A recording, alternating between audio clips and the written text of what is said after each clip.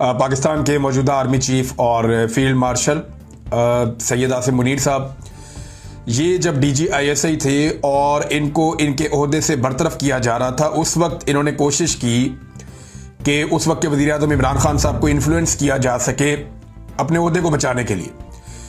तो इन्होंने मुलाकात करने की कोशिश की बुशरा बीबी से, और बुशरा बीबी से मुलाकात के लिए जो चैनल इस्तेमाल किया जिसके बारे में इमरान खान साहब ने बताया, वो चैनल जुल्फी बुखारी साहब थे कि जुल्फी बुखारी साहब को रब्ता किया और रब्ता करके कहा जी मुलाकात करवा दें बुशरा बीबी से मेरी, और बुशरा बीबी ने वो मुलाकात करने से इनकार कर दिया। और इमरान खान साहब अब ये कहते हैं कि यही वजह है कि आसिम मुनीर बुशरा बीबी अपना गुस्सा उतार रहे हैं या उन्हें निशाना बना रहे हैं। अब ये जो मामला था ये तो इमरान खान साहब ने कहा था, तो मैंने जुल्फी बुखारी साहब से रब्ता किया और कोशिश की कि उनसे पता करूं, तो मेरा उनसे रब्ता हो गया क्योंकि जुल्फी बुखारी साहब अमेरिका में मौजूद हैं और वहाँ वो एक बड़ी इंपॉर्टेंट हेयरिंग है जो वहाँ पे हुई अमेरिका में। और उसकी तफसीलात मैं आपको बाद में बताता हूँ। ये Tom Lantos human right commission है अमेरिका में, कांग्रेस में, और ये बहुत इंपॉर्टेंट कमीशन है। इसी कमीशन में जब हेयरिंग हुई थी अहमद नूरानी के भाइयों के हवाले से, तो फौरी तौर पर अहमद नूरानी के भाइयों को ISI ने रिलीज कर दिया था और बाद में ये कहानी बनाई गई थी कि कच्चे के डाकू इन्हें उठाकर ले गए थे और उसके बाद वो वहाँ से फरार होकर आ गए या पुलिस वहाँ पे चली गई या कुछ इस तरह बाजियाब हो गए। तो ये कहानी थी।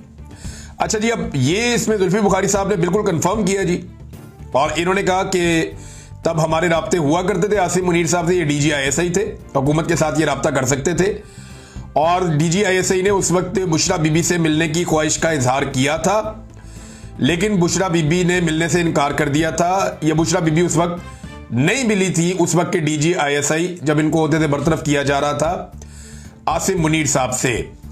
अब कुछ लोग ये कह रहे हैं कि एक्चुअली आसिम मुनीर साहब मिलना चाहते थे बुशरा बीबी को करप्शन के मामलात में, कोई इंक्वायरी कर रहे थे वो। तो एक तो DGISI ने करप्शन में क्या इंक्वायरी कर दी, उनका तो ताल्लुक ही कोई नहीं है इन चीज़ों से, और दूसरा क्या वो ये चाह रहे थे कि वो जाएं और जाके बुशरा बीबी से तहकीकात करें खातून अव्वल से। तो ये कोई बातें ना कोई सेंस नहीं बनती।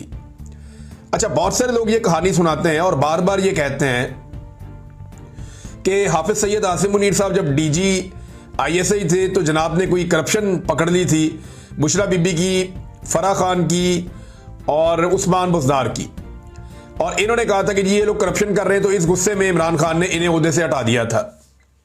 ये अब जो कहानी मार्केट में फ्लोट की गई आज से 2-2.5 साल पहले, वो ये है। हालांकि इससे पहले किसी को इस कहानी का पता भी नहीं था, कोई अलिफ बे भी नहीं थी इस कहानी की, लेकिन अचानक से ये कहानी मार्केट में फ्लोट की गई कि ये जनाब हुआ था। देखिए, अब वही आसिम मुनीर साहब मुल्क के स्याह और सफ़ेद के मालिक बने हुए हैं।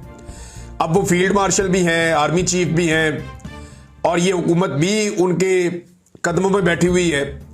तो जो चाहे वो करें। कल वो अहमद वली खान ने ठीक बात की ना कि मौजें तो सारी जो हैं वो इधर हैं और इनको तो कोई छेड़ नहीं सकता। तो ताकत तो सारी जनाब, ताकत का जो मंबा है वो तो आर्मी चीफ हाउस है, इस वक्त उनके पास है ताकत GHQ में। और मामला ये है कि अब सारी ताकत आपके पास है, तो पकड़े उस्मान बुज़दार को, पकड़े फराह खान को और केस बनाए बुशरा बीबी पे उस करप्शन का जिसको पकड़ा था आसिम मुनीर साहब ने, और उनके पास कोई फाइल थी। क्या आज तक वो फाइल सामने आई? नहीं। क्या आज तक उस फाइल के कोई इल्जाम प्रैक्टिकली सामने आए? नहीं। इल्जाम क्या था कि ये लोग कोई अफसरान की ट्रांसफर पोस्टिंग करते हैं जिसमें ये अफसरान की ट्रांसफर पोस्टिंग के लिए पैसा वसूल करते हैं। भाई, वो जो पैसा वसूल किया, रिश्वत लेना और देना दोनों जुर्म है। तो वो जो अफसरान रिश्वत देकर अपनी ट्रांसफरें ले रहे थे या अपनी पोस्टिंग्स करवा रहे थे, वो अफसरान की तरह है। उनमें से कितने गिरफ्तार किए आसिम मुनीर साहब ने आर्मी चीफ बनने के बाद? 1, 2, 10, 20? कोई भी, एक भी नहीं। उस्मान बुज़दार कहां पे है? वो गर्मियां आजकल, तो वो आम ठंडे करके खा रहे हैं वहां पे दरिया में या स्विमिंग पूल में। तो उस्मान बुज़दार साहब को पकड़ लेते, उनसे पूछते कि आपने ये करप्शन क्यों की है। फराह खान के खिलाफ कौन सी कोई संजीदा एफर्ट हो रही है? कोई भी नहीं।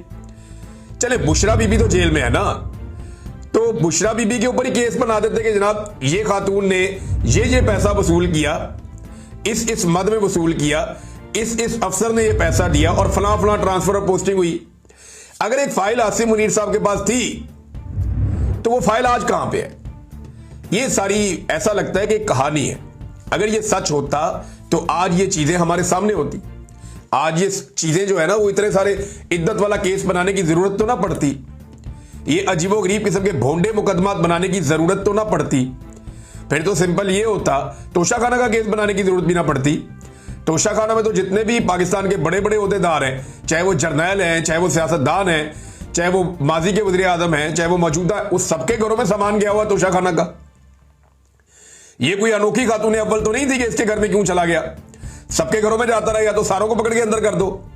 तो ये भोंडे केसेस बनाने की जरूरत तब पड़ी जब कुछ और था नहीं। अगर तो आसिम मुनीर साहब के पास कुछ होता तो वो उसकी बुनियाद के ऊपर आज केसेस बनाते, अगर वो सॉलिड होता।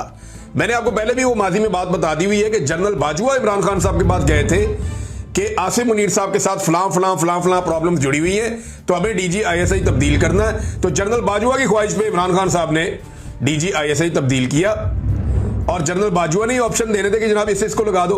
तो आपको तो पता है कि फैज हमीद साहब उस वक्त जनरल बाजवा को भी पसंद थे, इमरान खान साहब को भी पसंद थे, तो वो आकर लग गए डीजी आईएसआई।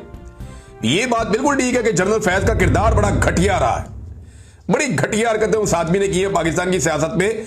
और मेरी ये ख्वाहिश है कि जनरल फैज को किसी भी करप्शन के ऊपर सजा ना दी जाए, उसको सियासत में मुदाखलत पे निशाने इबरत बनाया जाए अगर बनाना है तो। करप्शन तो जनाब करते रहते हैं लोग, बेशुमार लोग पाकिस्तान में करप्शन करते हैं, ये आइंदा भी करते रहेंगे। असल सजा देनी चाहिए इन जर्नैलों को कि इन्होंने सियासत के अंदर मुदाखलत की है, निशाने इबरत बनना चाहिए जनरल फैज हमीद को भी। और आज भी जो सियासत कर रहे हैं, मैं उम्मीद करता हूं कल ये सारे भी निशाने इबरत बनेंगे, और जरूर बनेंगे, और ये कौम ये होता हुआ देखेगी, आज नहीं तो कल ये होगा।